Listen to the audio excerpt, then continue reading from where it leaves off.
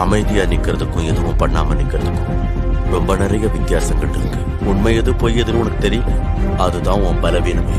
தெளிவான இந்த நீர் மாதிரி அமைதியா சாந்தி.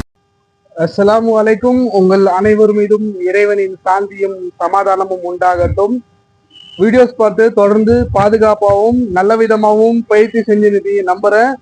பாதுகாப்பான பயிற்சி மிக மிக அவசியம். இன்னைக்கும் அதே பிவிசி பைப்பும் அதே சிரமம் ஸ்டிக் தான் வச்சிருக்கேன்.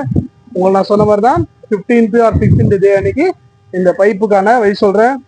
தினமும் ஏன் இந்த மறுபடியும் இதே ஸ்டிக்கு இதே பிவிசி பைப் கொண்டு வரேன்னா, நீங்க கத்துக்கணும்னு ஆர்வமா கத்துக்கும் போது ஐயோ நம்ம கிட்ட எதுவுமே இல்லையே, இதுதானே கத்துக்கிறோம், இதுல ஒரு மாதிரியா சலிப்பு தட்டுதுன்னு சொல்லி உங்க மனசை விட்டுறாதீங்க.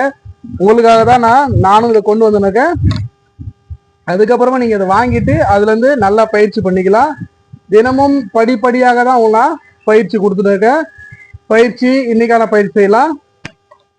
நீங்க சிலம்பம் கழி எடுத்துக்கிட்டாலும் சரி, இல்ல நீங்க பிவிசி பைப் எடுத்துட்டாலும் சரி, ஏற்கனவே எடுத்த அளவு தான் உங்ககிட்ட வந்து நானு ஒரு முழம் நீங்க அளவு எடுப்பீங்க இல்லையா, இந்த ஒரு முழம் அளவுல இருந்து இந்த விரல் வச்ச இடத்துல இருந்து ரிவேர்ஸ்ல என்ன போறீங்க, கீழே மறுபடியும் இறங்க போறீங்க.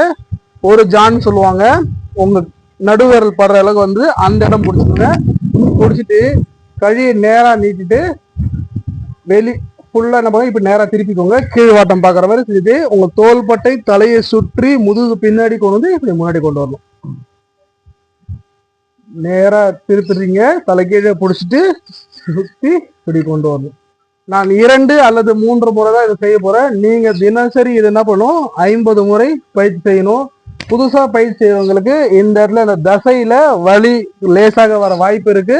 அது தொடர்ந்து பயிற்சி செய்ய உங்களுக்கு என்ன ஆகும்னா அந்த வலி சரியாயிடும். கழியை நேரா திருப்பிக்குங்க. உங்க தோள்பட்டையில இருந்து முதுகு பக்கம் கொண்டு போய் தலையில இருந்து இந்த மாதிரி கொண்டு வரணும்.